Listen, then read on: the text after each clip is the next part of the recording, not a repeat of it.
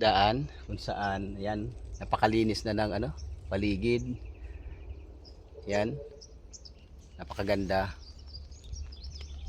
Napakalawak, and then ang maganda lang dito kasi mayroong puno ng nyug dito, malilim. Mababa pa lang bumubunga na yung mga nyug dito. Kaya malaking bagay kapag mayroon kayong palaisdaan, taniman nyo ng nyug sa paligid. Kasi tulad dito, nag-umpisa ng mamumunga, yan, umi-income ka sa pispan, i-income ka rin dito sa sa mga nyug. Tulad dito, nasa paligid ang nyug, may mga bunga na. Tulad yan, oh, abot abot lang natin yung yung bunga. Yan, napakababa. Yan, hanggang doon yan. Kaya napakaganda talaga.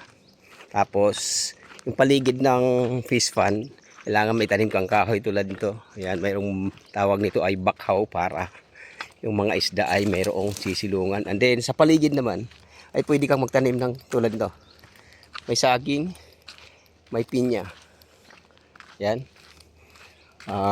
Nakakatuwa kasi pag nakikita mo tulad dito yung mga nyug, may bunga na. Yan. Kukupra ka, mangingisda ka, nasa iyo na lang mamimili ka.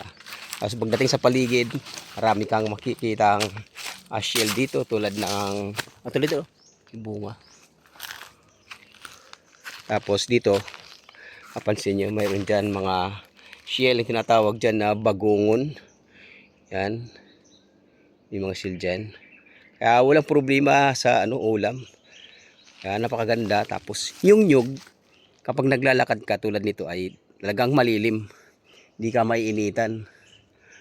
Diba? Sana all may ganitong palaisdaan na malawak. Tapos ang napakasarap dito, ang inaantay ng isang may farm tulad nito, siyempre yung pag-aani.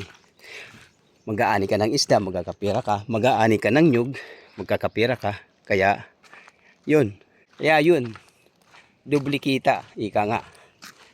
Pwede ka magtanim ng gulay. Sa banda rin may gulay, mayroong tanim na kamuting kahoy, sitaw, yung talong. Kaya maganda talaga dito.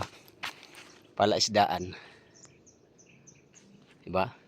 Oh, makaganda.